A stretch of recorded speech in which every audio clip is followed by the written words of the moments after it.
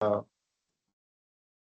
are, expert in their area, and I'm sure that there will be very good presentation and interaction. And so far, all the sessions have been very, very, practical oriented. And what Professor Singh and uh, Dr. Syed and we all say that uh, we must present things, which for others become a learning. So when it means covering at some scale, not just a lab model, but at little larger scale. And uh, Devendra Barua has been working, in the field also and very hard. And Murtaza has a lot of experience on cupboard cultivation, and then there is, precision irrigation.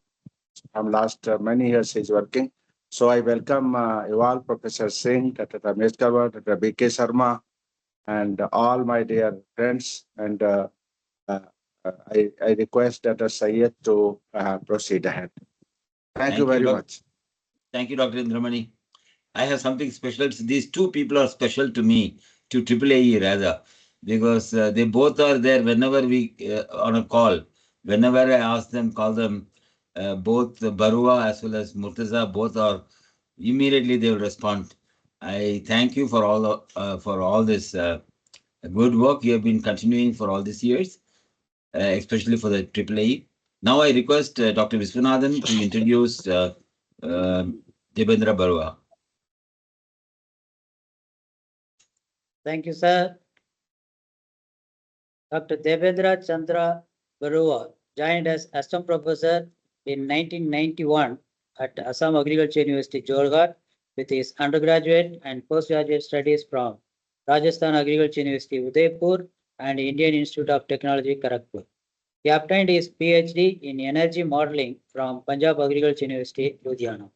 He joined Tezpur University, Tezpur, Assam in 2009 as professor. His current areas of research are energy and contemporary issues, renewable energy, and waste to energy for circularity. He has guided 17 PhD scholars and published 80 research papers, 11 conference papers, 1 edited book, and 10 book chapters with 6,065 citations and H index of 36.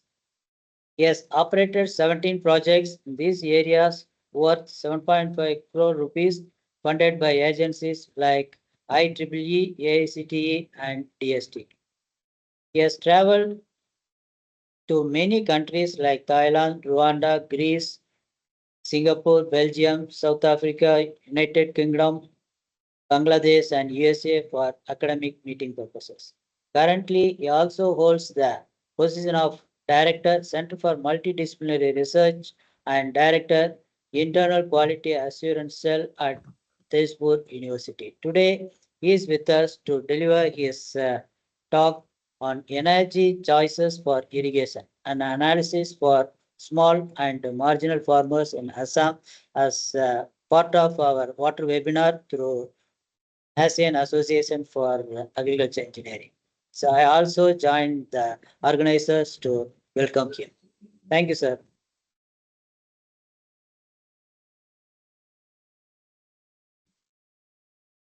Dr. Barua, go ahead. Yeah.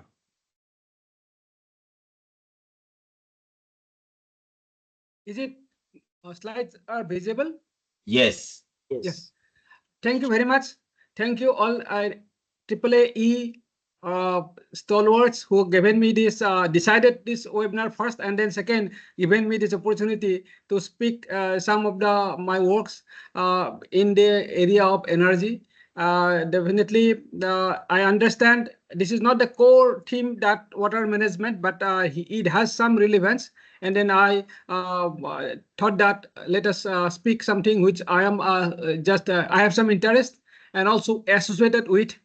It has some flavor of the field work also, field experience also, but mostly it's academic that is dealt by my students and me while doing for PhD research, while doing for some field research. And then also that mostly the policy papers or policy dialogues when whatever is being connected during the different deliberations. I am also associated with Agriculture University and my colleagues are there.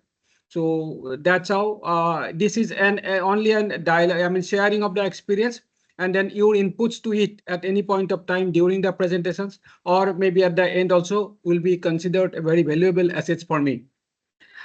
This is mostly, if you see the agriculture, it is mostly the deliberated.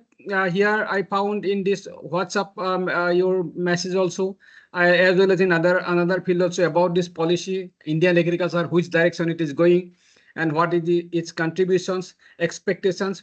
But overall, the most main point is that it is contributing around 14% of this country's total GDP at present. The different reports has some deviations of these values, but it is like that only. And the declining state is one of these major your concern. But this is a global phenomenon, not only India. That figure shows in other countries also. Some of those countries which are now at this center stage of this different debates, including Bangladesh and United States, also showing the similar decline. But different reasons. And then only thing is that it is 45% of the workforce is said to be employed in the agriculture, and 70 to 80% of the population, depending on the region, are directly related. Industries, several industries are also getting the input from the agriculture. So agricultural prosperity is the desired thing. However, we have seen a diversity in this agricultural development among the regions. And then most factor is that what is changing with time. There are many changes with the time. One changes is that agricultural lands, which is one important system parameter of this production system, is increasingly fragmented. And 86% of this land belonging to this small holding and marginal holding, that is less than 2 hectares. And then this is the reasons. One is that population increase, and then inheritance laws make it happen. Maybe the trend will be going like that. There are different proposed mechanisms, including the cooperatives and so other things, but there are issues with that.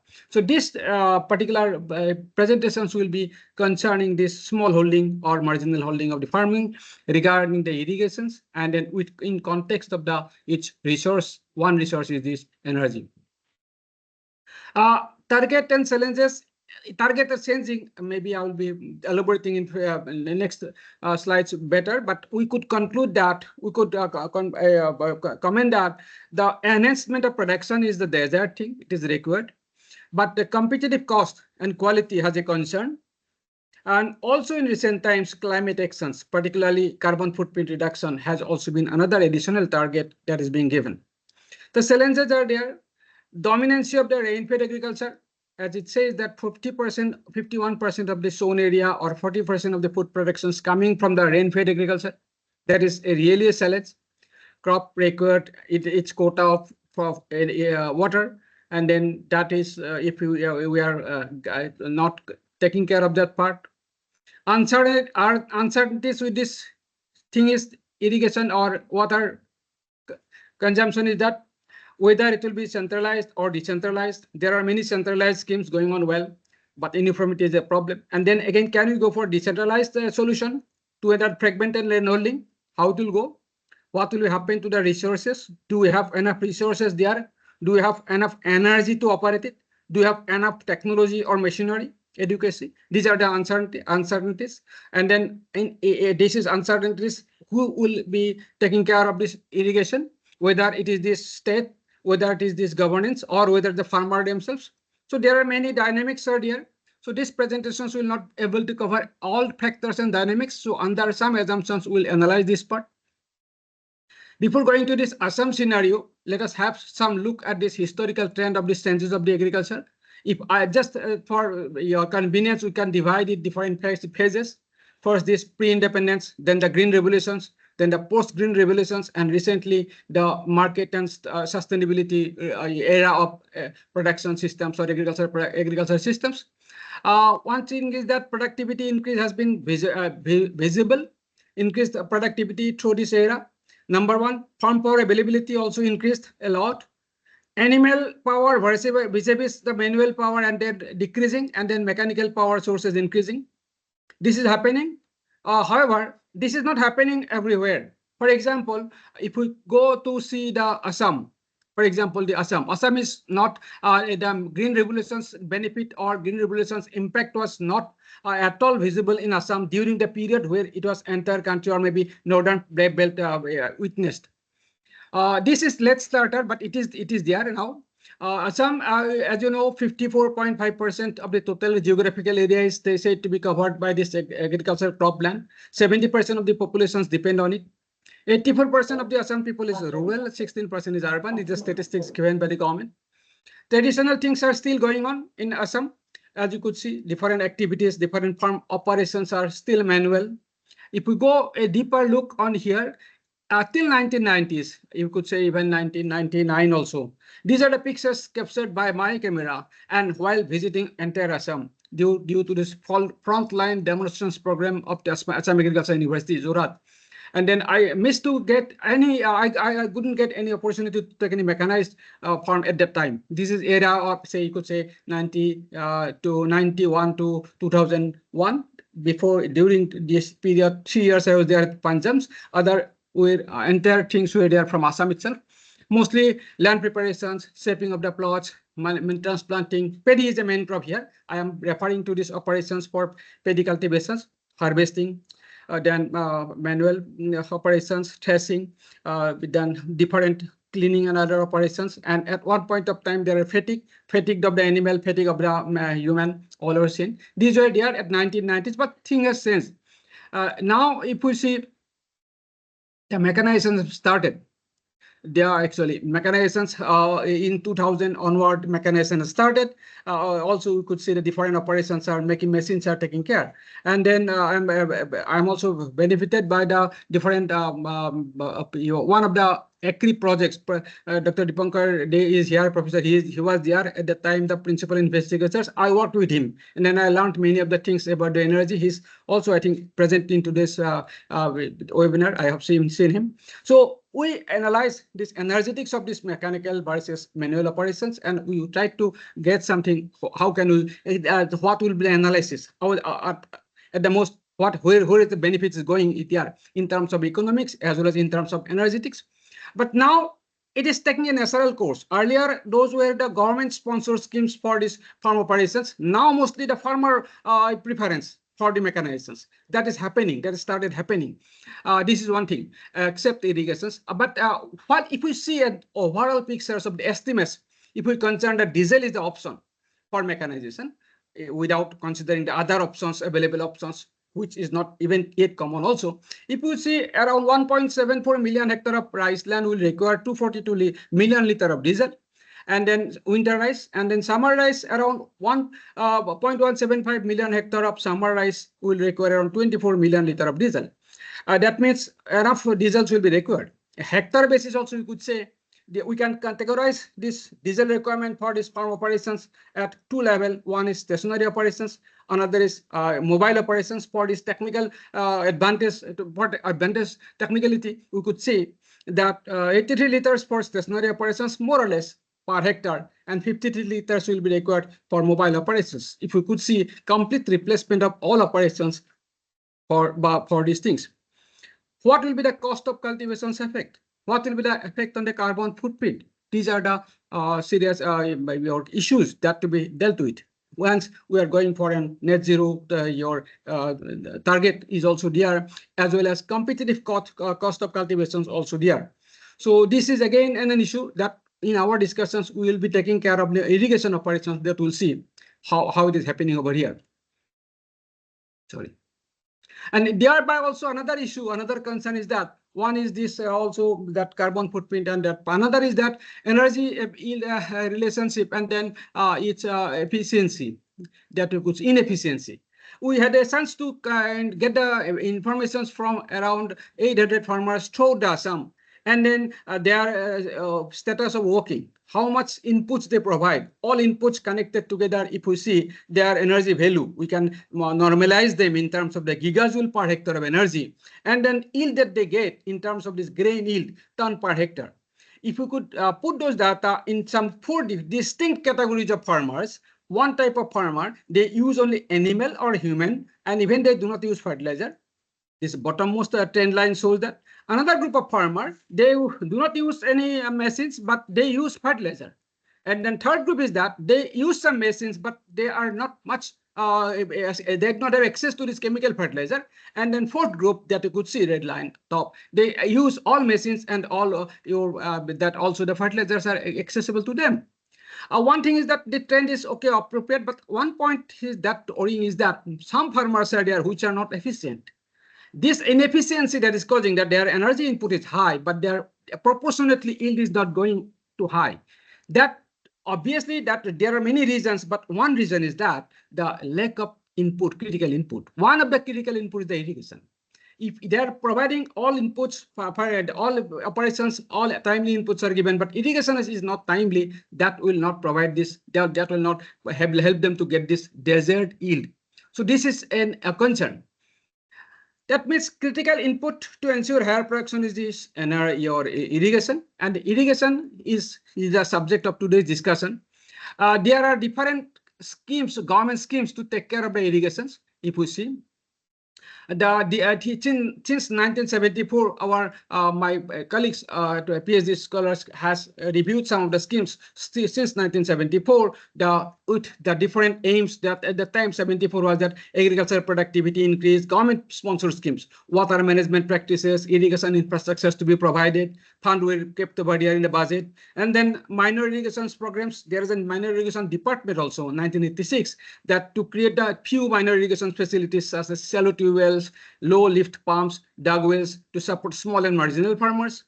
Accelerated irrigation benefit schemes 1996, that was a really huge schemes for again irrigation potential state constructing new irrigation projects and restoring existing irrigation schemes. Then Pradhan Mantri Krishi Sinchay Yojana, that is in 2015, improved water use efficiency. Efficiency term has come over here in the agricultural sectors through the development of new irrigation systems and restorations of old systems, efficient water management. Rural Infrastructure Development Fund was their RRDP scheme. Credit linked scheme with NABARD, financial assistance for rural infrastructure development, including irrigation projects. And then now finally now this PM Kusum scheme over here, where there are distinct three components you could see: setting up of decentralized grid connected renewable energy power plants, which will give energy as well as solar irrigation. And then aims to install standalone solar pumps, and then solarizing the grid connected agricultural pumps. These three schemes are operated. And if we see the irrigations, after all efforts, if we see the your status over here, till statistically the figure varies, but it is less than 10% of this area under irrigation in Assam. That is really an worry condition, because our political willpower is that the state should go within the top 5 ranked in the country. And then with only 10% of the irrigated area, it may not be possible, because if we do not care of this agricultural, your 84%, 80% of the populations are there, land is there, fertile land is there, 2,000 centimeter of water per annum we are getting in receiving from this. We have distributed river systems. We have shallow tube well, water table. Even with that, all things, if we cannot take care of those water irrigations, timely supply of the water, I think agricultural development will not be the dream cannot be realized. So there may be many factors. One factor could be the energy. Is energy a factor? Let us see over here. So that cropping intensity is only 146%. We have very less cropping. Irrigation, lack of irrigations, also one of the factors that farmers are not going for second crop, or even without your chance for third crop. Energy scenario, if you see a regional perspective, we are deficient. If we see the even Central Electricity Commission's report of annual energy availability per capita per annum, we are really highly deficient.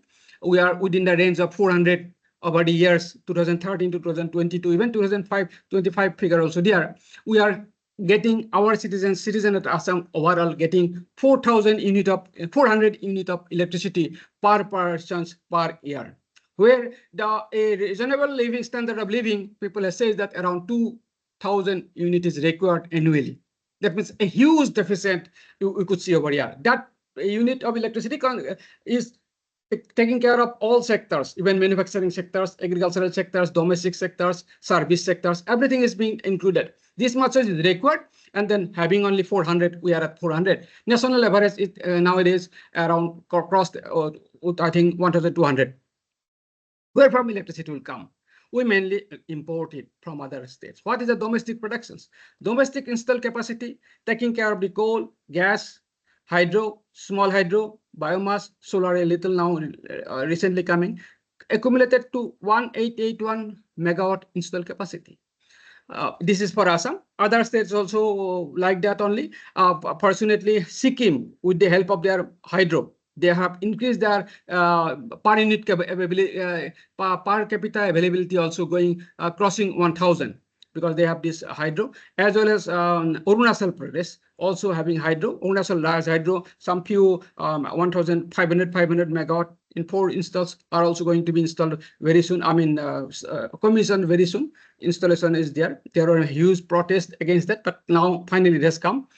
But we do not have hydropower potentials, but we'll get some power from Arunachal Pradesh. Otherwise, we are relying on coal and gas. This is again a serious matter, as our target is to go cleaner energy production. So with this is the scenario here. This is a concern. And then another concern, if you see, whatever the energy transaction I'm taking this entire NER here in this particular table. This is annual energy budget. That is again I'm getting from sources, reliable sources.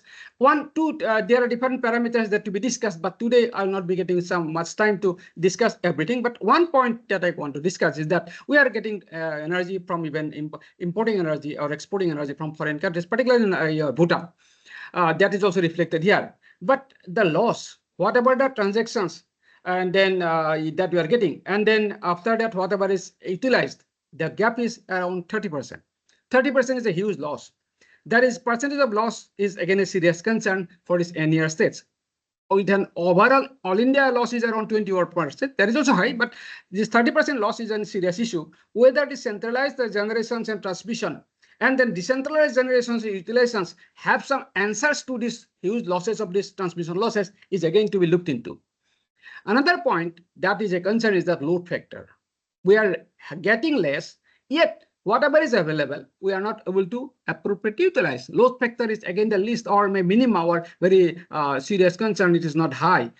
In overall, all India load factor is 92% daily, 88% monthly, and 83% annually. In our case, Assam, it's 70, 64, and 56. This is not at all again and in favor of the economical growth, development, and then it's a concern.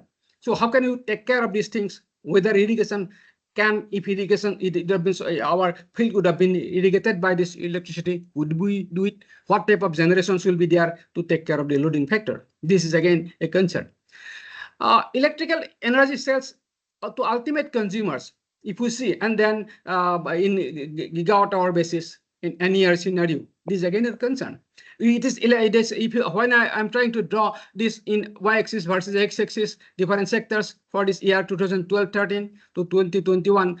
In spite of heavy effort, I could not bring this agricultural bar line visible because it's not significant, because agriculture is not consuming any significant energy, because our pumps are not operated by grid electricity or electricity at all. It's diesel operated, whatever is available here. This is again a concern. Agriculture industry also not there. Failure that is done at different way. I think whatever the industrial consumption is shown out of that only. Domestic is the measure. So that a region or a state with only domestic consumptions of electricity cannot show a significant improvement in this economics, and economic improvement will not be possible. This is again a concern. And again, per capita availability, already I discussed this part in second figure. Per capita annual energy consumption, the bottom line of us is that one should go with that by 2047. That is also called the Government of India's Viksit Bharat target. All states of these northeastern regions will have to take care of other states also. Only alone Assam development is not possible because it is a combined your region, and we'll have to plan for the combined regions, and that will benefit also because inter-states sharing of resources would help us to reduce this cost of productions, and then benefit of will be there because peaking will be could be reduced. peak load. 2000 unit per persons will be required, taking care of all sectors. And then there must be a roadmap, and this roadmap would help us. We'll have to go for wind power. Wind power is not available in Assam, but in other Arunachal Pradesh it will be available. Manipur will be available, but solar will have to go use. We have it says that against the potential of 3760 gigawatt hour, we have a megawatt hour, only we have 183. This is only very marginal or very small amount you have utilized. There is a huge scope. I have shown is also the solar map in this figure. So solar potential is there. Only thing is that harnessing has not happened. Large hydro also we could increase. Biomass power, significant amount is available. We'll have to think about that also. Small hydro is there, but not yet taken because most of the hydro potential sites are inaccessible. But nowadays, I think with the technology, with this type of turbine availability, it could be there. So this is the bottom line is for India. So this is there with this solar, biomass, your small hydro. There may be a mixture of energy generations which could help us to get this local demand fulfilled, including this irrigations demand.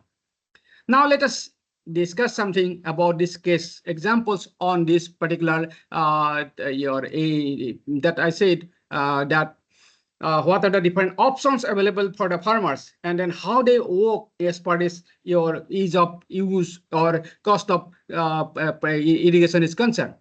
We took in fact my students, my researchers took three technology. One is that solar photovoltaic, this SPP power plant, and then for some small farmers, then diesel water pumping systems and grid electricity water pumping systems. These three systems are in operations now at different fields.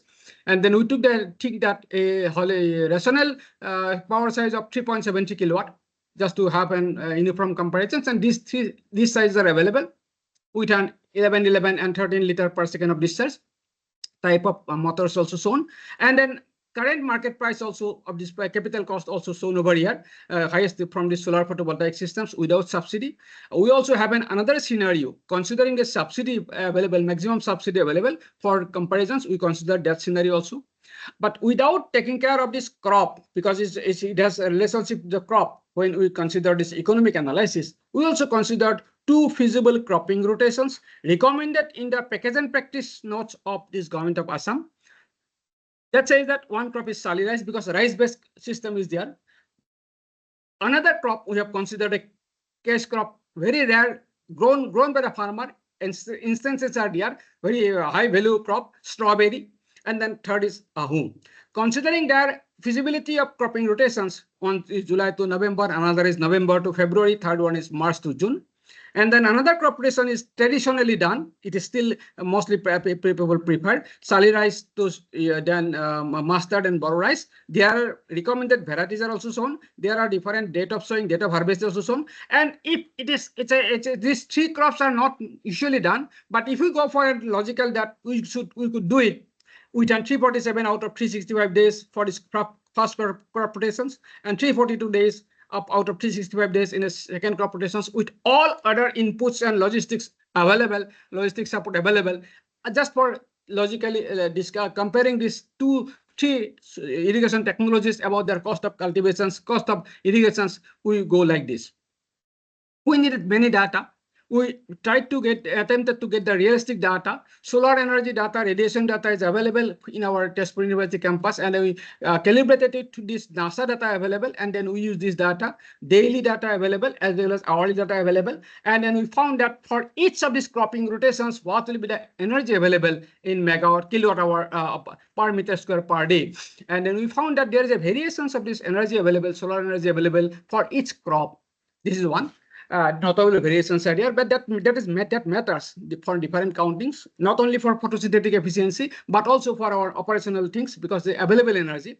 And the second also the water table depth, whatever the data we have available got from these things for a given site, we considered use this data to estimate this power consumptions for this pumping. One thing is very obvious, that is capital cost as well as ownership cost. We use the standard economical analysis. What is available, what do we do in the class is there. That solar photovoltaic system, without subsidy is the costliest one as far as capital cost as well as ownership cost. Mostly ownership cost is a fraction of this capital cost in terms of related by some parameters of interest rate and other parameters. Then subsidized things, 85% subsidy, which is cheaper. Still, it is costlier than diesel and electrical motor. What is available in the market? That is a hard reality we should understand. And then second is that annual cost of irrigations, if we take care of all cost, operation and maintenance cost, also taking care of this while taking a given scenario validated by the real data from the farmer. And then we found that crop rotation 1 and crop rotation 2 have a little changes of this time of operations of your pump, and accordingly some operational cost changes. However, we found that annual cost of irrigations varies from for 26 with an grid electricity, 26,000 per hectare per annum to 78,000 per hectare per annum with an solar photovoltaic systems without subsidy. And then again for crop rotation 2 also similar variations are there, 20,000 to 69,000. Costliest is the solar photovoltaic without subsidy. Even solar photovoltaic with 85% subsidy is not so cheap. That also we should take care. Variation among options of the crops as well as irrigation technologies is significant.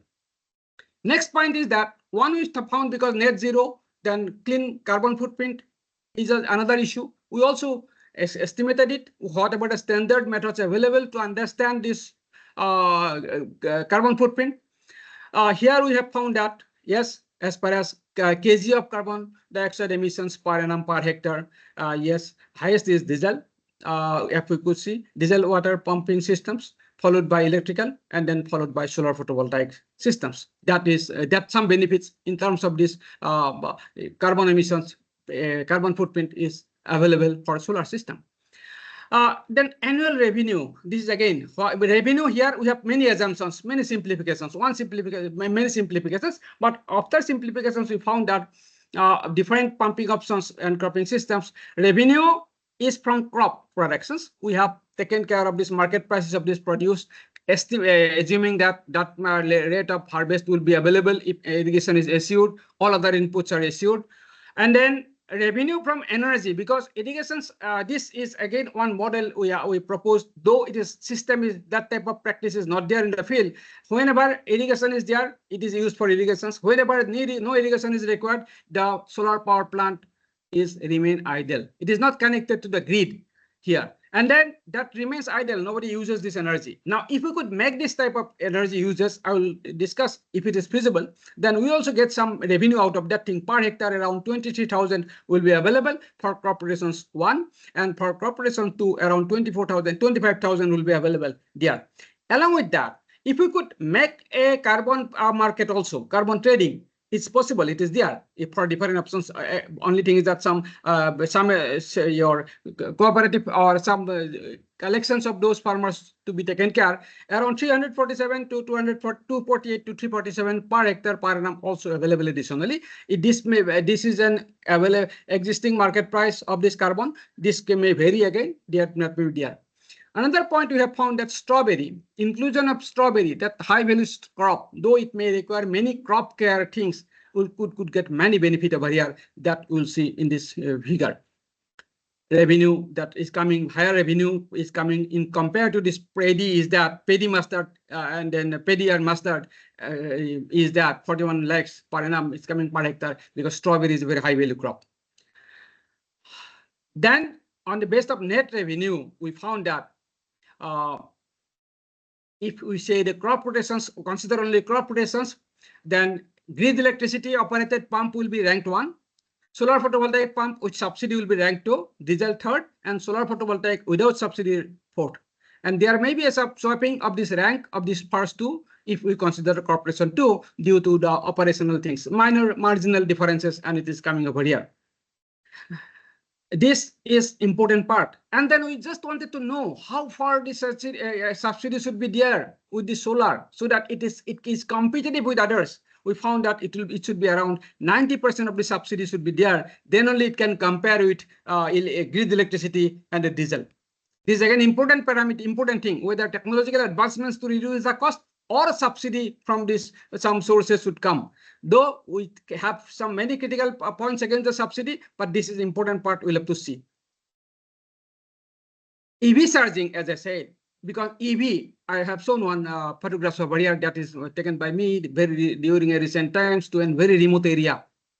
And then we found that EV charging, this type of vehicles which are operated in that part, if those unused electricity can be used, for example, crop rotations, one will give around say 6,000, more than 6,000 unit of electricity per annum per year, which will be useful for 149 full charging of a 40-volt battery. Similarly, crop rotations too will allow us to 160 full charging of your battery here, this type of vehicles. So as electrical vehicles are being operated even in remote areas, utilization of this part of the power is important. Few logistics, only simple logistics will be required. Some communications link or some market things will be there. With this logistic support, this is also possible. And then that will help the farmers to get some entrepreneurships as well as some benefit in terms of this again carbon credit. We extended our area. My colleagues, Mr. Bharat, he's I think available here. He extended this idea to entire one of this block around 10 kilometer by 10 kilometer by 10 kilometer area, rural area surrounding Tezpur University. And then he through his networking, and then through the road network, and then EV charging stations, and then solar pump nearing to these agricultural things. And he identified around 61 such solar EV charging systems, and then found that in these 61 villages, in each month, how much surplus energy will be available, taking care of the load of the irrigation. These are this bar map shown over here. And this top is the solar radiation data. And then this is a bar map available here. This many units will be available on that month. And this many units could be useful for charging. And then these are the charging stations.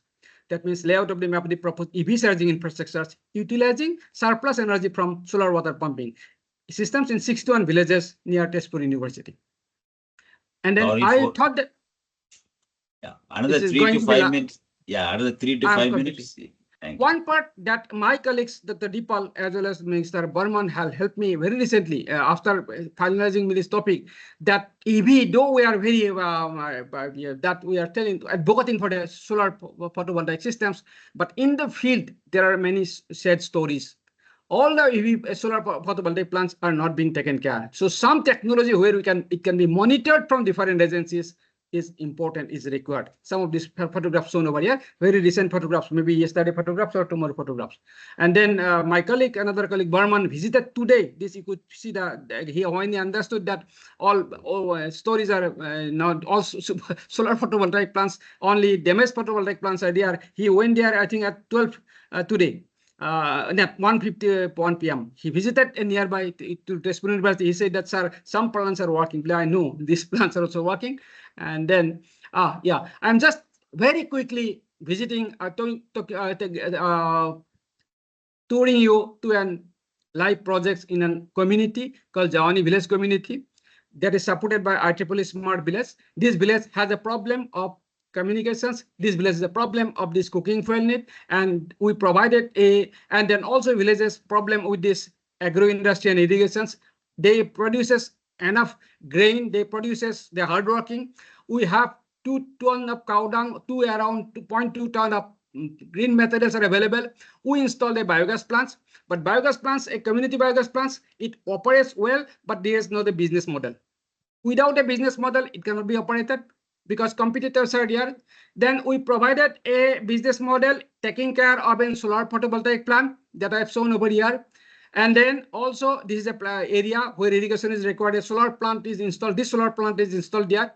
And then also we provided some of these mills, a pulse mill, a oil mill, a mini cold storage, and also is a fish production unit, because these are the need of the villagers. And we have an objective that increase the farm productivity by IoT control irrigation system. Solar photovoltaic systems is IoT control. Entrepreneurship opportunities, also learning platform. These villages, a very remote village, a solar photovoltaic systems, oil mill, pulse mill, cold storage, and fishery development is done. There is a business model. This is this farm this is a fishery unit. Will make a demonstration fishery unit, and this is this building that you could show from remote area. Your remotely taken photographs is in our mill that we have in pulse mill, oil mill, solar photovoltaic, and then with the villagers, we want to take this to be taken care by the villagers as their entity, and they will run it as a business model. It's a heavy ambitious projects. We need your help of all of you. Maybe sometimes we'll have more deliberations today. It will be not possible, I understand. So these are also, as yesterday somebody says, that cost of water. Yes, we have considered, because we'll have to pay them water and then we'll earn something money. We say that per 10,000 liters, 4 rupees will be available over here. This cost and services are taken care. So that will be as a model. We are thinking that realistic implementations of such a model will be useful in this village, and that we are seeing that 1,000 5 kg, 6,000 kg per minute, whatever the rate and other things. Ultimately, at the end of the time, this is this house where we have housed all the mills and things. So it will run by the farmers, whether the selling the value-added products, farmers will be benefited, whether it is entrepreneurship easier, whether solar photovoltaic plants also can go as a revenue model. All are planned to be tested in this village. Thank you very much. Thank you. Thank you very much. Thank you, Dr. Baruah. It's very interesting. We're very interested, very impressed. I think the solar cells we have to talk in detail. What I would suggest now is we finish the second speaker and we have the questions and answer session. That'll have enough time. So I would request Dr. Viswanathan to introduce Dr. Murtaza. We'll have question and discussions after this talk. Dr. Viswanathan? Thank you, sir. Thank you, sir. I'm happy to introduce the next speaker, Dr. Murtaza Hasan.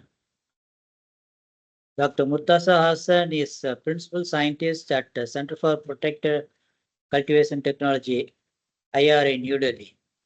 He has 25 years of experience in research, teaching, and training, including 9 years of experience in international projects. His research areas are vertical farming, smart urban farming, protected cultivation technology, water resource management, and pressurized drip irrigation. He has been awarded diploma and international fellowship from Israel, Spain, and Germany. Dr. Hasan has been awarded ICR Rajendra Prasad Award and is a life member of ASEAN Association for Agriculture Engineering, Indian Society of Agriculture Engineers, Indian Society of Water Management, Institution of Civil Engineering, and Indian Society of Protected Cultivation. Dr. Hasan has guided 25 students at MTech and PhD level at IRI, and he has coordinated 15 projects funded by both national and international agencies.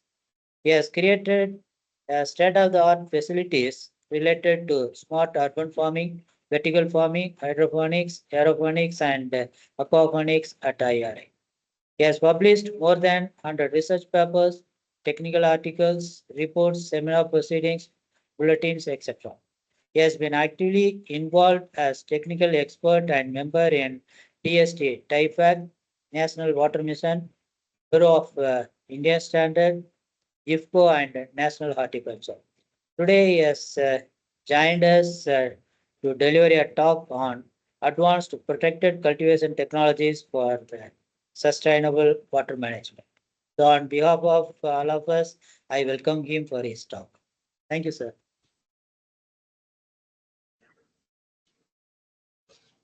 Thank you, Dr. Viswanathan, sir. Good evening, respected Gajendra Singh Sahab, Indramani sir, Said Ismail Sahab, all the experts, my colleagues, and also many students. I have, as Indramani sir asked, I have also asked many students to join. Hope they will join it. So I'm first sharing my slides.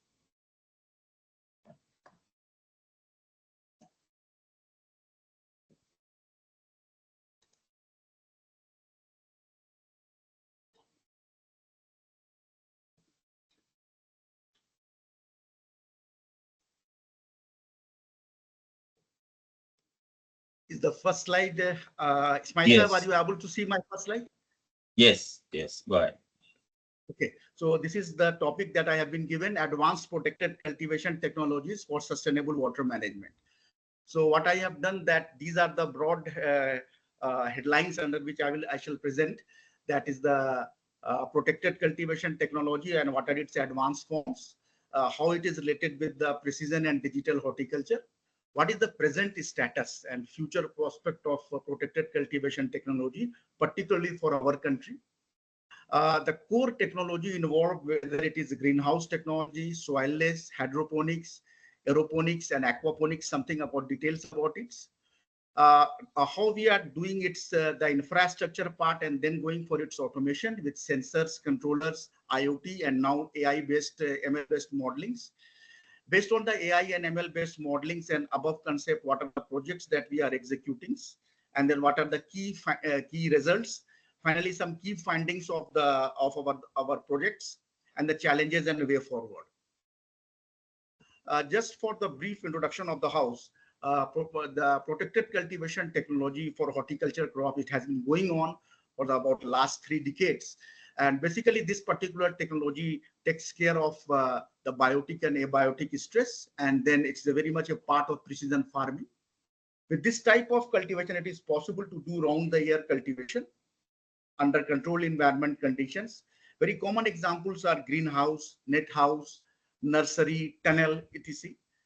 Uh, uh, the literature says that the total area under protected cultivation in our country is approximately 1 lakh hectares.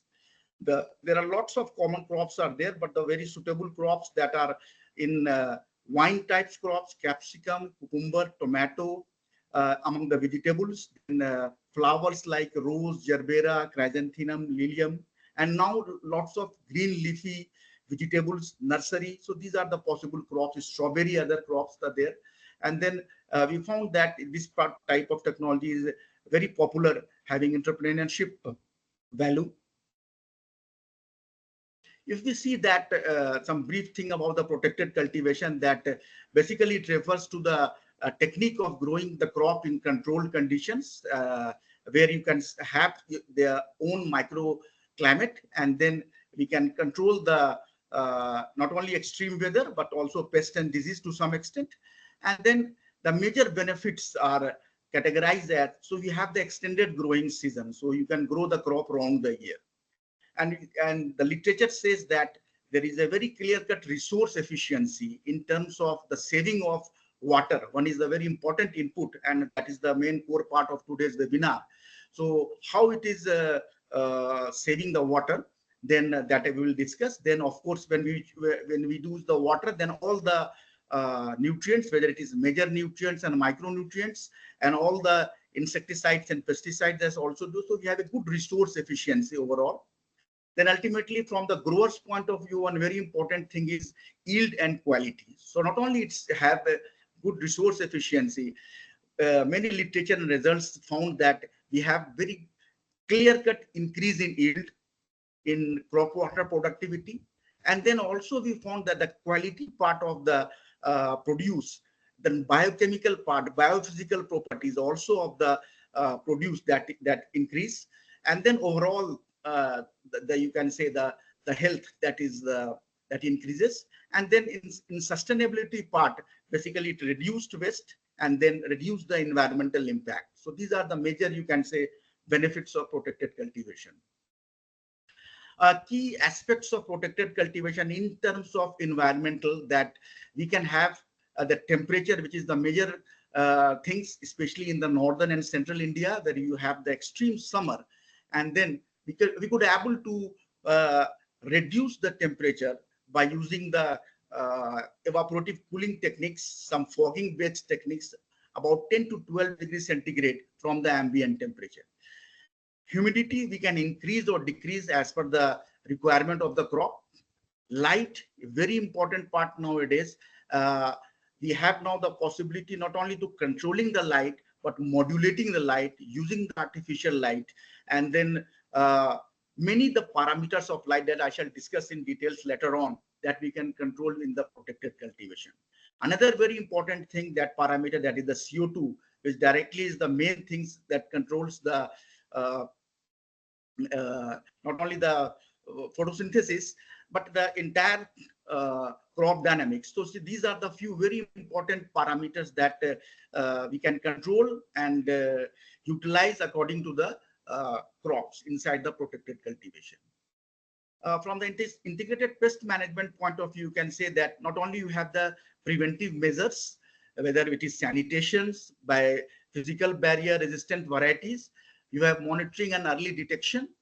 Nowadays, there is a great advancement in terms of biological control, cultural practices, and also the limited chemical control. So these are the very popular integrated pest management strategies being adopted nowadays inside protected cultivation.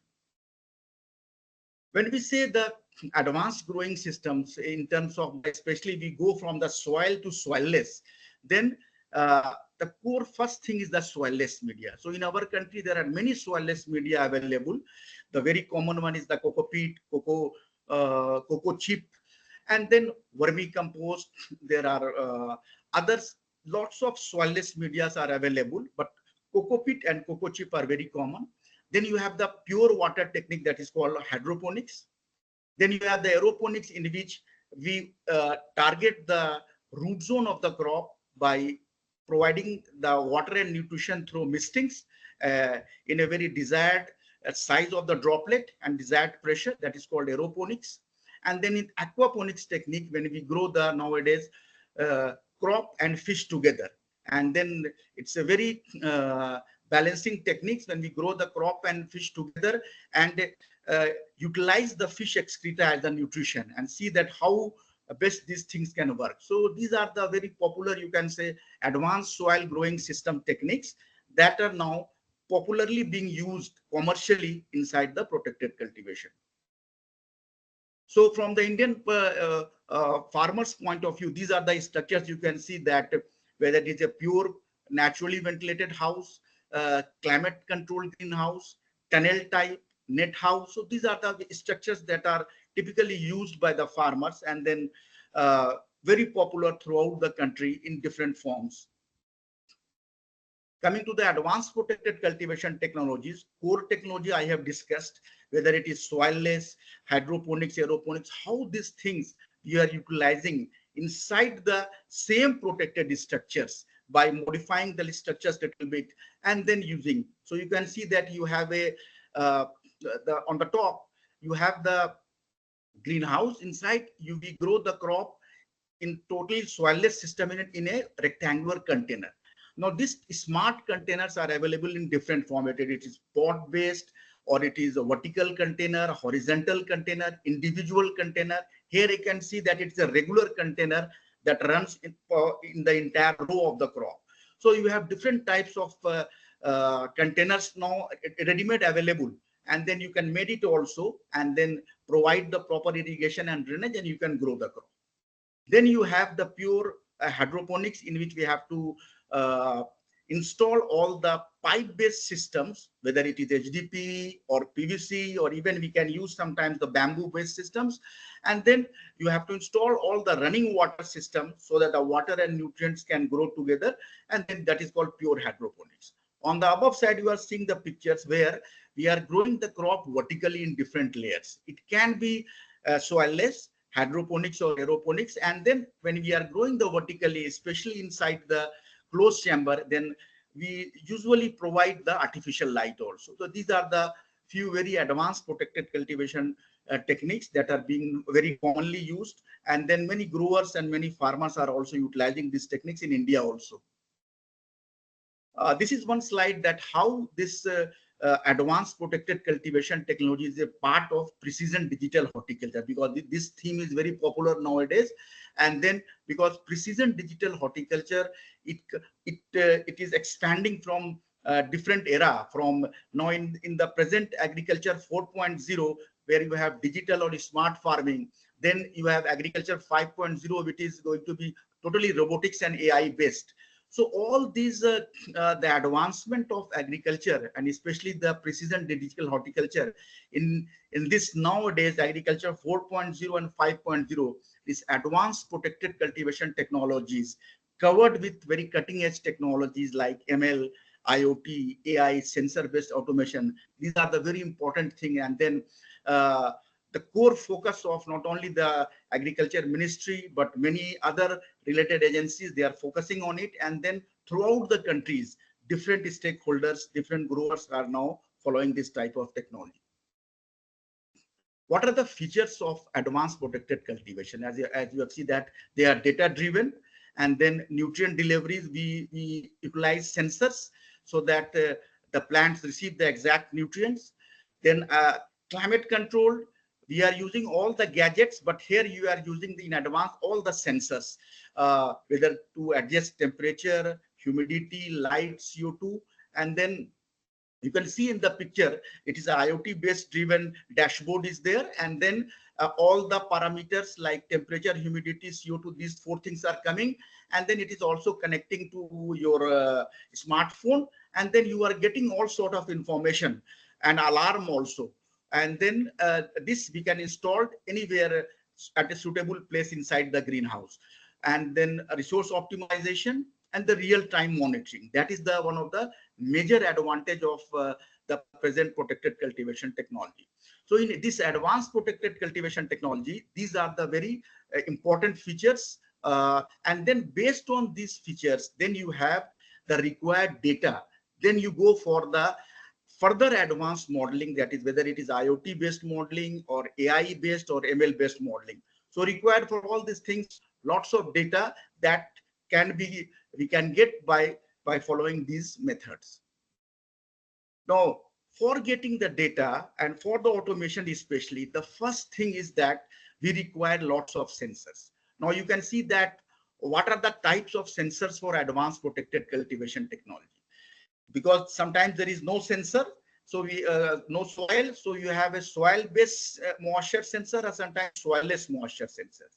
Lots of fertigation sensors, then having individual nutrient concentration, then electrical conductivity, pH sensor, water quality sensors like TDS, DO, ORP, then climate monitoring, disease monitoring, nutrition efficiency, fruit quality sensor. So these are the, you can say that huge amount of sensor that is there is a requirement, because ultimately all sort of modern automation based management we require sensor. That this is the first thing.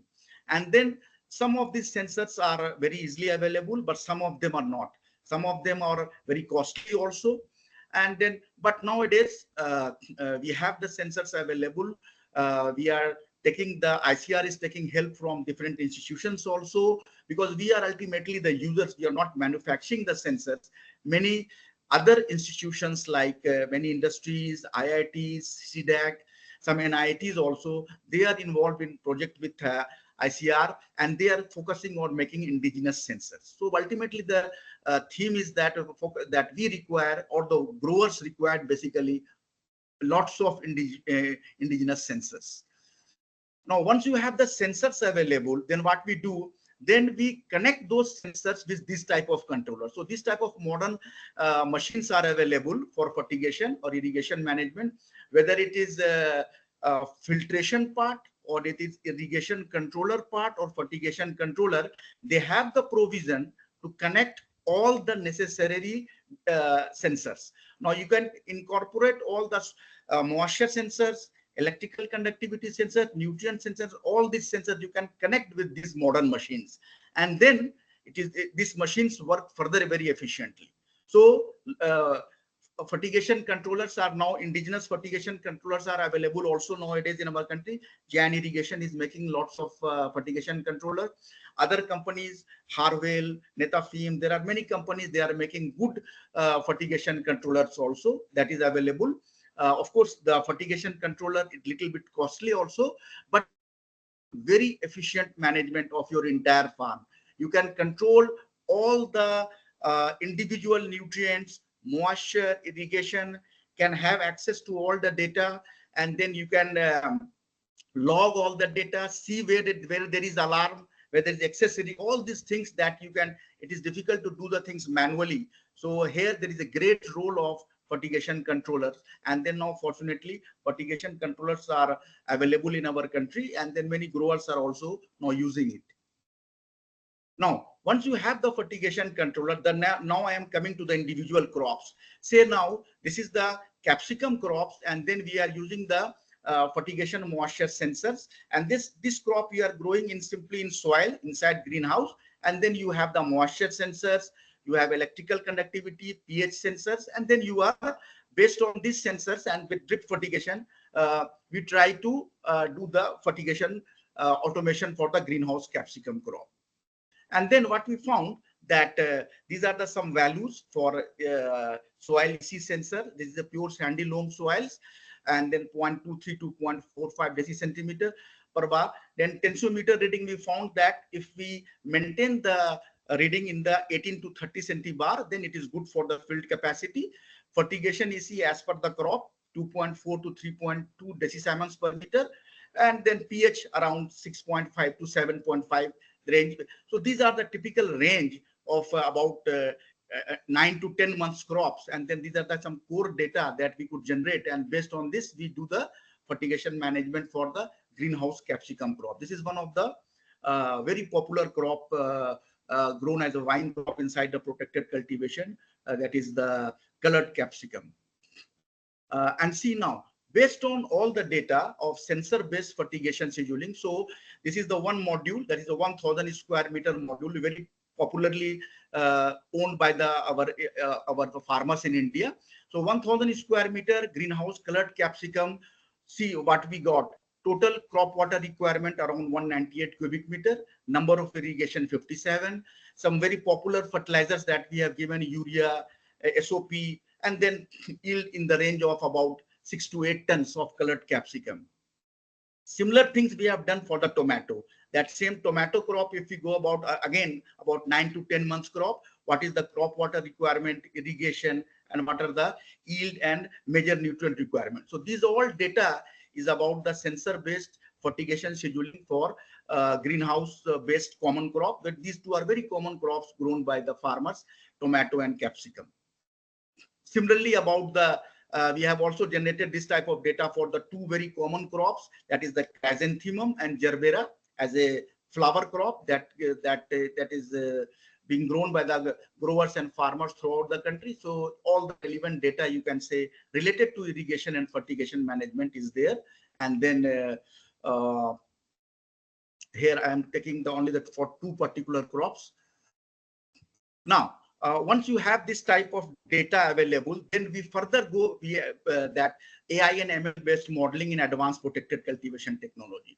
So now for going these things, we have the input parameters, data normalization, and then we split the data, fit the required models, and then we do the actual output, whether in terms of irrigation or in terms of crop water productivity. But ultimately, you can see that these are the flow charts for AI and ML based modeling. And then for this type of management, we require, as I have told you, that lots of huge data sets are required for going for especially the ML based modeling. Now, based on our experience so far, that we have executed some very prestigious projects, and then this project was materialized when Dr. Indramani sir was he was here as a joint director research. So this is the project that is funded by Indo-German Science and Technology Center. It's a typical project in which academia and industry is also involved, and you can see two German institutes, University of Applied Science, and then there is another institute, Hanschigard, and with IERI, we have executed this smart urban sensor-based vertical farming project. And in this project, Barton and Breeze were the industrial partner from India, and then Bruckner was the industrial partner from the Germany side. So we have executed this 3-year project, created state-of-the-art facilities, and then with the one major focus, that is the sensor-based automation, especially focusing the fertigation. So this was the core target of this particular project. Again, this particular project, that is the sensor-based integrated vertical farming for horticulture crops and aquaponics system, in which IRI again is the lead institute, and CIFE Mumbai, Indian Institute of Water Management Bhubaneswar, and IIVR Varanasi. These are our partners, and then presently we are executing these projects, and with a major focus on aquaponics systems, and then how it's sensor-based automation. In the based on the funding by the especially the Indo-German funding, we have created this state-of-the-art facility at IRI. You can see that how inside the 1,000 square meter climate control same greenhouse we have created the all vertical farming facilities. So you have the hydroponics based facility, growing tower, then aeroponics based systems, all the flat bed system, A-type system, and each individual system is controlled. It has its own automation, for especially for the focusing on automation. So these are the facilities we have created inside the 1,000 square meter greenhouse, and then make it all the IoT operated, and now the AI and ML operated also for managing this advanced form of vertical farming. There is another one prestigious project, that is the National Agriculture Science Fund. It is a ICR based funding institute, and there is a project called NEPA, in which the precision agriculture project, and it is going off in about 25 ICR institute throughout the country. And then in which IRI part, our focus is basically on the IoT and sensor operated greenhouse, under which we have created one, especially the greenhouse. And then here what we are doing, that we are also taking up the normal soil based greenhouse fertigation and then its management, that is the commonly used by the farmers also. So our focus is on inside the 1,000 square meter greenhouse, one part is soil based and other part is vertical farming. So we are comparing it, and we have clear cut partition, and then we are seeing that how soil and then totally the vertical farming, it is comparable inside the greenhouse. So we are taking different crops suited for soil based and then also for vertical farming, doing all sort of evaluations, and then developing all the entire protocol for the farmer. So this is the core focus of this particular project. Based on the above projects, that that is the development of sensor-based automated fertigation system for vertical farming, we could found that there is a, as I told you, that there is a great importance of light quality. So you can see that optimal growth, nutrition, quality, and resource efficiency of lettuce iceberg varieties. For that, we have to give the photo period of 16 hours with the DLI, that is the daily light integral of about 11.5 mole per meter square per day. Then red and blue light ratio, that is very important. We could found that under the RB ratio, when it is 3, we could found the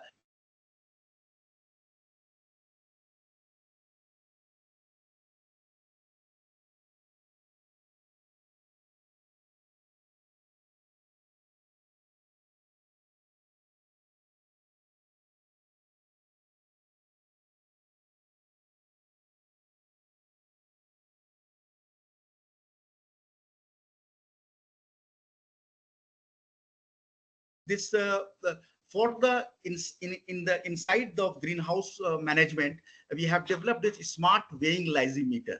So this is a smart weighing lysimeter that we can install inside the greenhouse and do all sort of water balance study, whether it is how much water is coming, how much is the evaporation loss, drainage loss. So this particular PUSA smart weighing lysimeter, this system we have developed, and then we have also found its patent also, and it's totally automated with the load cells, and then you can see its circuit diagram. So we have found one patent and one copyright under this particular project, and this basically machine is used for the very detailed water balancing study for the inside the greenhouse. Then we have done this now recently, IoT and sensor based vertical management. For this particular results are for basil crop. So you can find that when you have the IoT based management, whether it is climatic parameter monitoring or the complete fertigation management, this is the result that we got found, that about 25% increase in water use efficiency under IoT based management.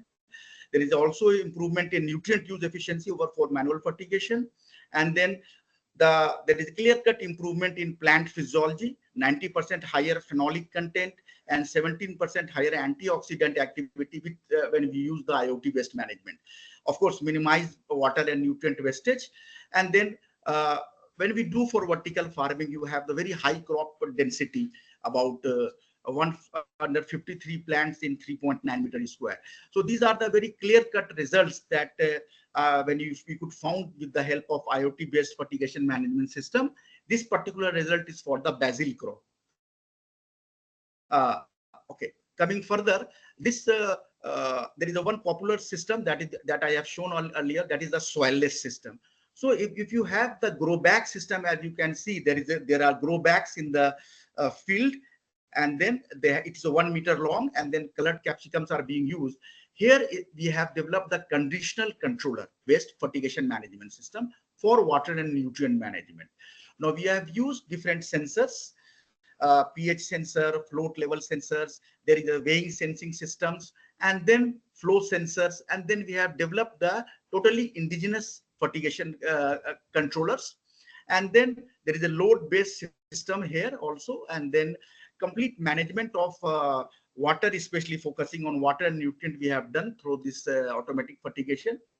And then we could found the significant achievement that we developed weighing system with controller, and then the developed system was found to efficient in adjusting the fertigation scheduling based on water loss, and provide the real-time information of any change in the grow bag, whether it is due to high weight or the irrigation or all things we could do.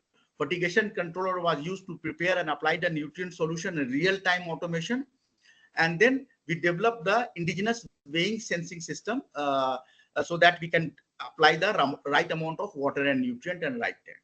So this is one of the efforts being done for under the advanced greenhouse system.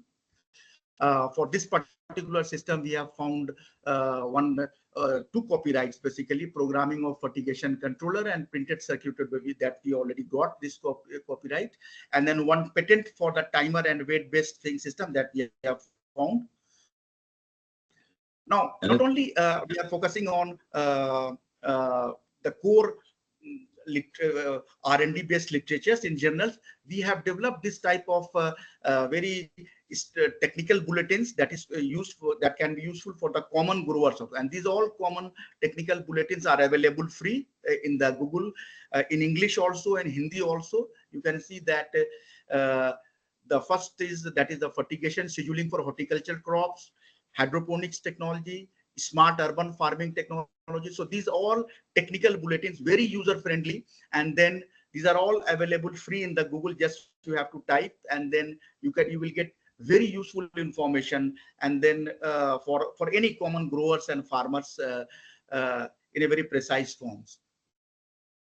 So based on to interrupt, another 3 minutes. Another 3 minutes. Yes, sir, please. Yes. So based on the above results, that these are the key findings of this of my presentation, that the greenhouse vertical farming with hydroponics, aeroponics, and soilless system, they helped in increasing cropping intensity, about 2.4 to 4 times, with savings of water about 60 to 80% in comparison with traditional greenhouse. Sensor and IoT-based irrigation management, they saved about 10 to 12% additional water in advanced protected systems. Crop water productivity, we found that there is a very good increase in the terms 60 to 200% in terms of for most of the horticulture crops. Photo period, red light, RB ratio, light intensity, they played significant role in enhancing crop water productivity and nutritional parameters in indoor advanced protected cultivation system. Significant water, nutrient, and light interaction results for enhancing water use efficiency and crop nutritional parameters for different high-value horticulture crops. And then combination of growing techniques. Now we have to see what and where to grow, what we have to grow. So combination of growing techniques with high-value horticulture crops for round-the-year cultivation, that is the key for profitable ventures. So growers have to see what technology they want to use, and then sometimes we use the mixed techniques, whether it's a combination of soil and soilless, sometimes hydroponics and aeroponics. So we have to see that very important thing is that proper combination of growing techniques and then suitable horticulture crops. This particular match is very important for the profitable venture. This is, I think, the last slide, challenges and way forward. See now, what is the required? We require that there is a design and development of indigenous advanced protected cultivation modules with all techno-economic details. That is very important. Then, as I have told you, I have given a lot of focus on sensors, availability of indigenous sensors, controllers and automation gadgets, and their integration with advanced protected cultivation module that is required. Many institutions are doing this type of work. And then I hope that in coming days, a complete package will be available for all the growers, basically farmers. Then crop structure and system-wise irrigation and fertigation scheduling details. And again, this type of studies going on in different SAUs, different part of the country, because everywhere this is very location-specific management, and that require the location-specific data. Then policy guidelines, especially for the vertical farming, protected cultivation farming, they are available through ICR, SAUs, TIFAC. We have also published this vertical farming guidelines. And recently, let me introduce the house that Bureau of Indian Standard, they have published the hydroponics guidelines, artificial light guidelines. These are the guidelines, especially for the advanced protected cultivation modules. They are now available in the BIS portal. Then funding, especially for the whether it is a core R&D project or for the growers, the fundings related to advanced protected cultivation and vertical farming are available through Agriculture Infrastructure Fund, NHB, NHM, NABARD, some funding agencies like DST, IGSTC, NSF. These are the some I have missed maybe. So these are the funding agency available for executing the projects, and for growers, they want to install the systems in any part of the country. Trainings, again, they require now. Trainings are available mostly through ICR and SAU institutes. And then huge potentials and funding now available for startups, for entrepreneurship development, and then academy and industry linkage. Many institutions now, they are funding their startups also. And then most of the startups are related to now precision farming and then advanced protected cultivation technologies. So these are again very important thing, that huge potential is available for the students, for the grow-ups, for the many industries also. For the topics that I have mentioned, they can execute the things related to it, and that will further help to carry forward this advanced protected cultivation for the farmers and for also for the our country.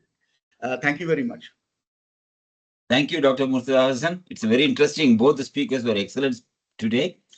I will start first the questions for Dr. Baruah. Dr. Baruah, 2 points. I have first question as first person moderator. The first is, I think the photovoltaic cells, they are very beneficial when we, from the grid, we pump to grid the electricity, because irrigation electricity is used only for a short time. You mentioned exactly the same point. Second point, what you mentioned was about the load factor. What you told, the power factor actually. It's 98% is normally required for all the industries. But I think IIT Bombay has done it also. In the farms, normally 15% energy can be saved by putting only the capacitors on the poles where the electricity is coming. Probably, I think this has been missed somewhere. I think we should. Now I will take the questions. This is only my observation. You can comment on it. I'll take some questions from. No, I agree. I agree. Any questions to Dr. Baruah?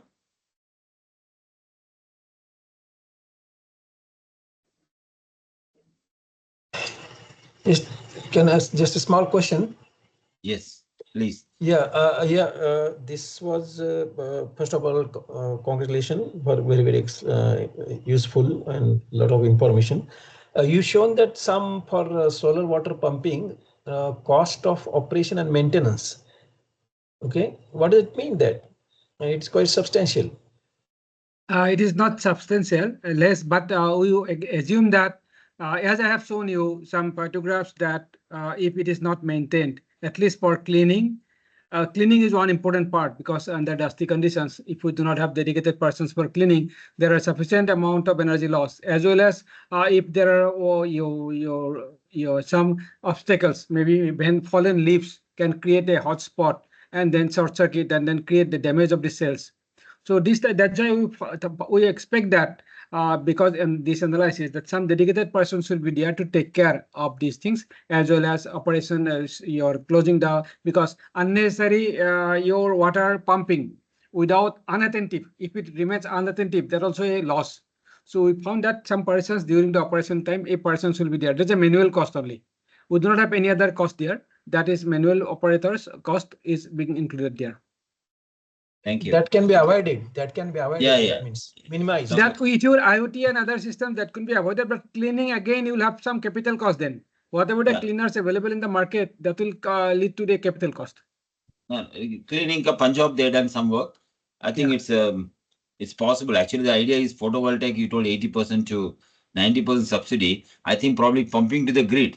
I know. I see AP Ramachandran. He's using in his house also. I saw also our friend Sidhu. They are all house completely. They are pumping to the grid, and they are actually running very If properly. grid line is I will take. grid line Yeah, is nearby to the farm, some farmers we are have. not. Yeah, It has to be. yeah, It has to some be done. It has to be done. That is one Yes. positive solution. Dr. Gajen Singh, please. Yes, Dev. Yes, sir. I have a question about your energy efficiency values. When you convert energy as kilowatt hours per hectare, and Yes. how do you use the energy efficiency value? Let's say you are using a diesel engine, okay? Yes. Are you converting a diesel calorific value directly or a engine rated power, and then its efficiency and what? What are you using? Sir, in case of diesel, if diesel quantity input is known to us and then direct energy is taken, the diesel is considered there or taking to the megajoule and then equivalent kilowatt hour. But in case of this quantity is not known, then this input energy is known, then directly input energy, or not known, then conversion efficiency respective whatever is specified at the corrected load, that is taken, sir. The problem is when you convert, how do you convert the efficiency of animal energy and size and all that? So that boundary I is think, output energy is considered, sir. tell a note that these are very crude estimates, okay?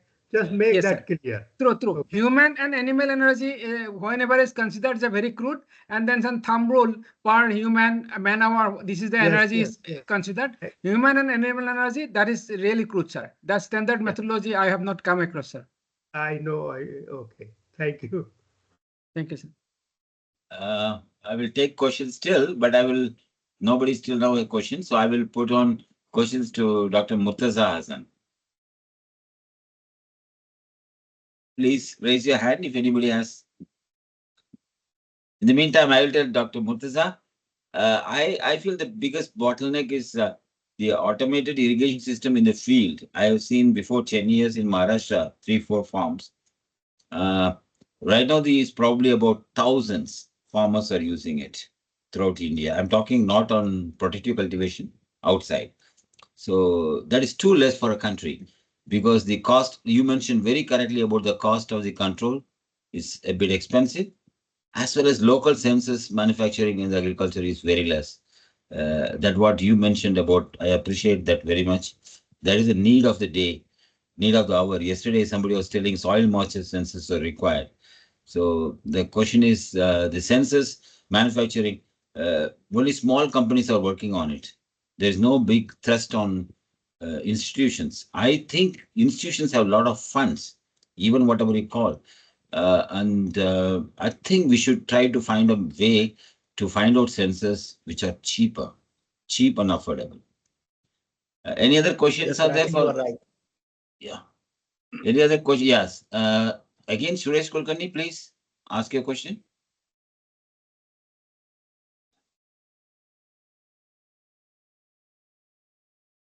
Anybody has question?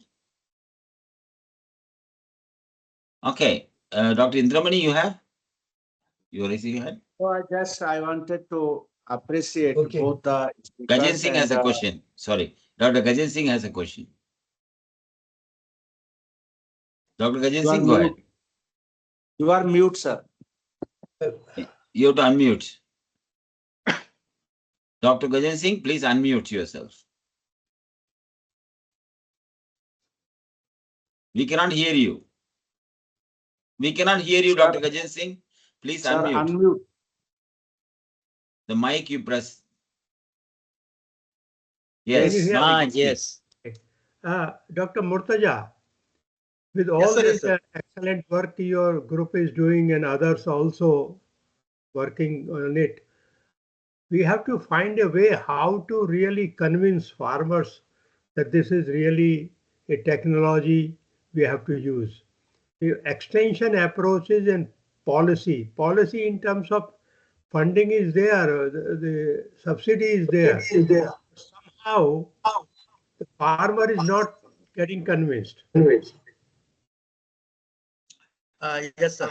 Especially about the advanced form of protected cultivation now, a detailed policy is required. You are right that some policies are available through ICR has also made, and then TIFAC has also made.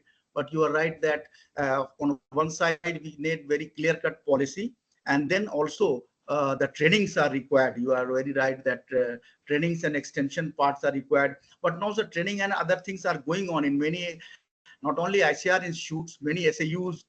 There are many other private universities, and then other institutions also. They are doing providing trainings for all for common growers on paid basis. That is available, sir. Now it is going on, but of course you are right that it is still the total coverage of protected cultivation is only about 1 lakh hectare. Though there is a huge potential. You are Yes. right.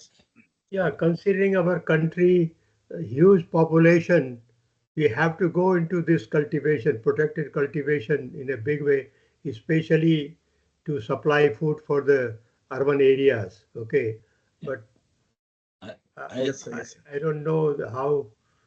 I remember last webinar, Dr. Brahm Singh accepted there was a mistake to just promote polyhouses and everything. We have recording still. You can see that. I think the problem is again, like in Kerala, it's only a few places working, and like in there were problems with implementation. But now the biggest problem, I think, the AP Ramachandran is there actually. He's there online. My own classmate, he's getting a big area. He did twice, thrice that. He has a lot of problems of getting the affordable census and control system. Affordable. Okay, like you told, the Netafame and all these people have, but they are not in the reach of farmers.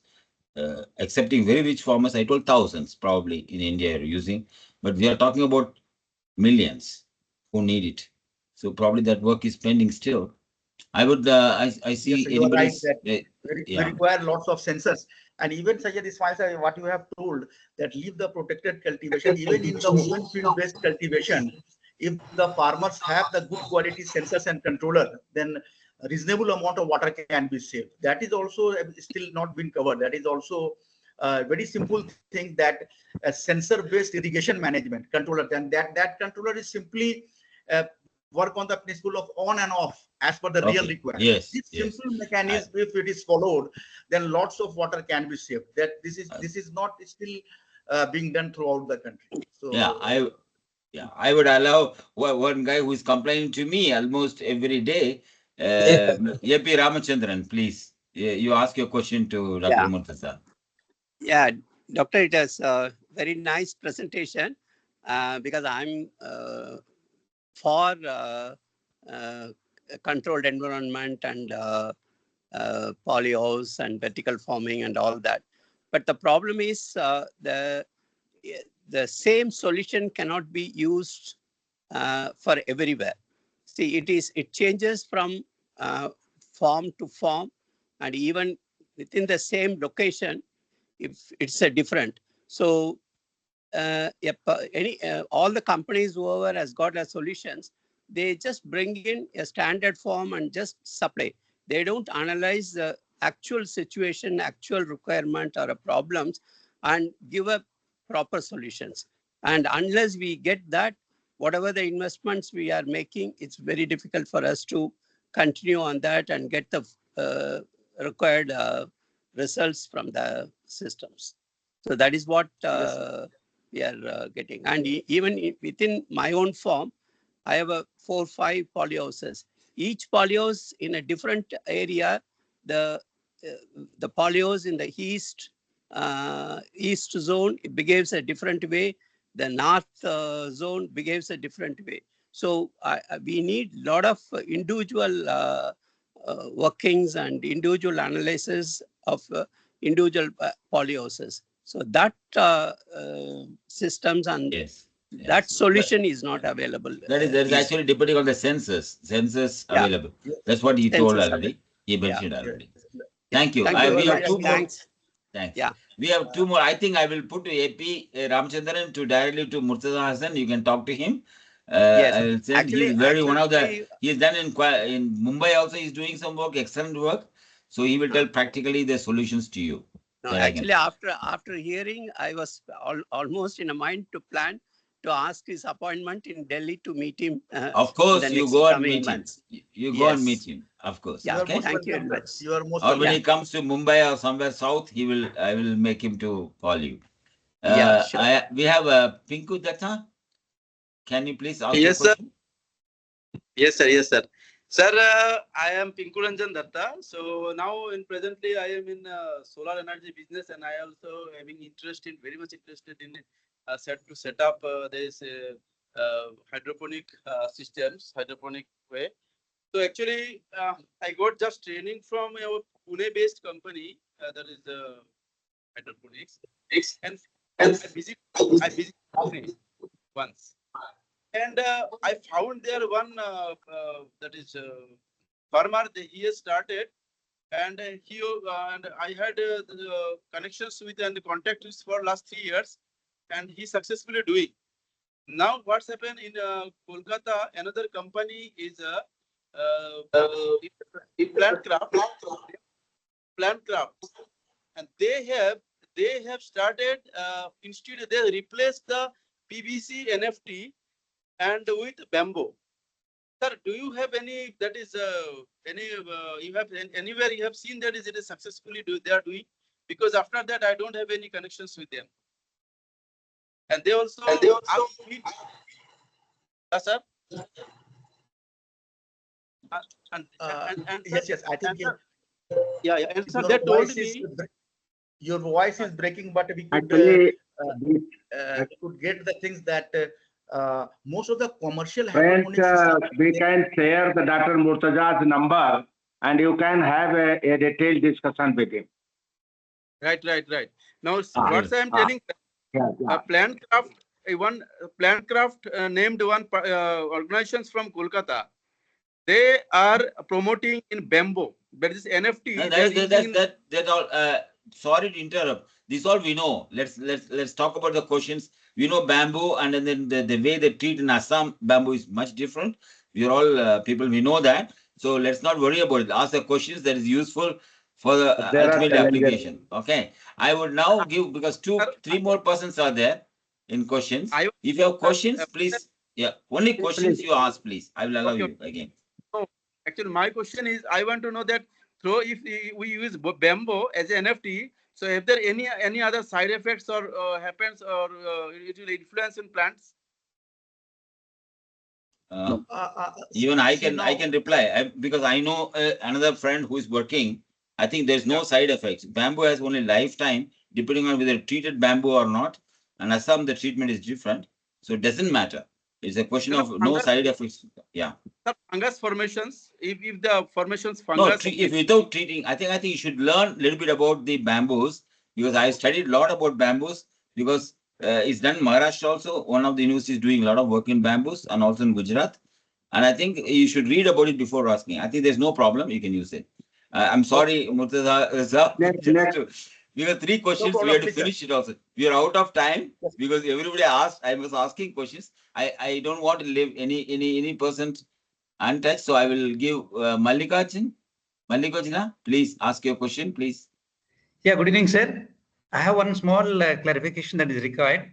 The sectors, both the speakers have done it judiciously well, and they have touched upon the micro irrigation and the sensors. There is a need that some strategy is required from ICR about the manufacturing as well as supply of the sensors throughout the country, because that is not there, sir. Nowadays, the sensors are not available and they are very, very costly. So that I know. We all know that question is Murtaza cannot reply. Another one, sir. Another one is regarding the automation part that you have mentioned is about the greenhouses, all those things that is there. But what about the major canal irrigation projects and other things where there is a lot of efficiency, irrigation efficiency is very, very poor. If you can Yes. introduce We the have, concept sorry of, to interrupt again. We have discussed about last 5 sessions. We discussed about, we are actually the whole project, what our theme of this whole of the webinar series is to bring to this canal irrigation.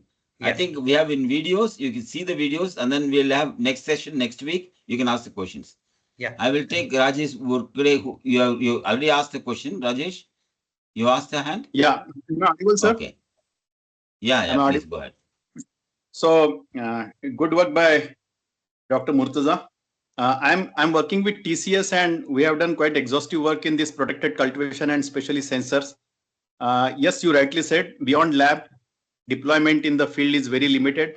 Few of the startups, especially in hydroponics, especially in Jaipur, Jaisinghpur near Kolhapur, Pune, they have done this, but these are very capital intensive projects which they are handling in few acres of land. We Beyond would that, like to ask your questions to him, please. no, sir. I have few statements. Recently, why I'm making this statement is recently government of Maharashtra has allocated 500 crores for AI in agriculture. And under that, Vasantdada Sugar Institute along with ADT Baramati, they are deploying some projects in open for sugarcane. And of course, I will be... sorry to interrupt again. Vasantdada Patel, I know for 30 years. And I'm telling you, 6,000 crores, 6,000 crores is the AI for the government of India has come. This is irrelevant actually. I think if you have questions to Murtaza's presentation, I will allow this. Otherwise, I'll take Suresh Kulkarni, last question. Please go ahead. I would like to know, is there any systematic approach of maintaining the statistical data state-wise, the protected cultivation like, polyhouses, then shade net and hydroponics? Is there any such system by government of India state-wise, whether it is available? Then, Dr. Murtaza, do you know that question? Just one more, sir, just. And because drip and invariably everything is based upon drip. So that area should also be included in our drip statistic actually. He is talking product cultivation right now. So let's not worry about drip. Murtaza, please reply to the product cultivation. All the statistical data, all the data basically related to, I'm focusing on only on protected cultivation. All the detailed state-wise and crop-wise data are available in the website of NH National Horticulture Board also, and you issue the website of PFDC and the Ministry of Agriculture. They've maintained this type of database that all the related to crop-wise and details of protected cultivation. Just to addition that, sorry, it's okay. I think you can contact him directly and talk to him because I think that I will share with you all this number. I think I personally want to thank both of you. I told you starting also.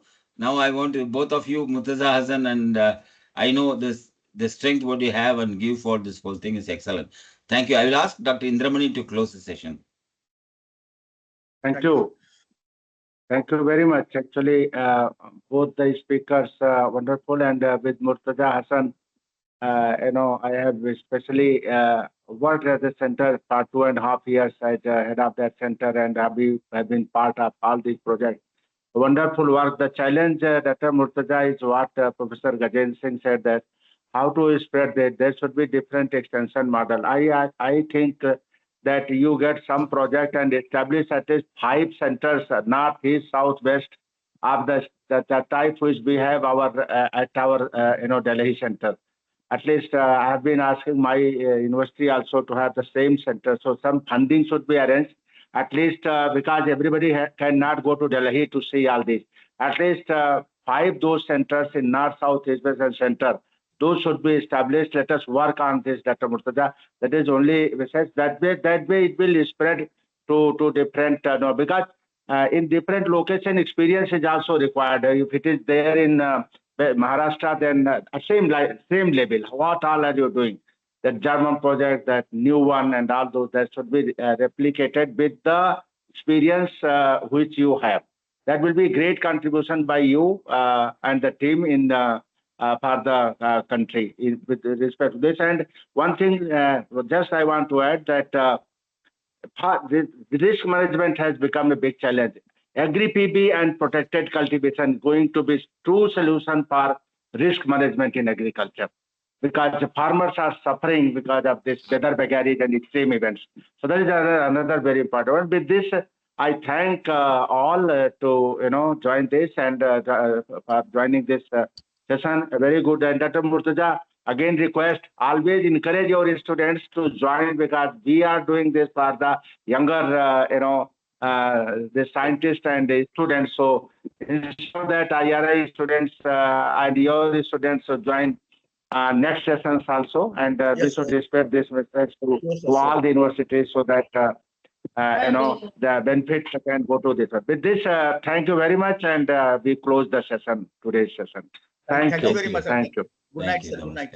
Thank you. Next week again on Friday and Saturday. That will be the last 2 sessions. Thank you.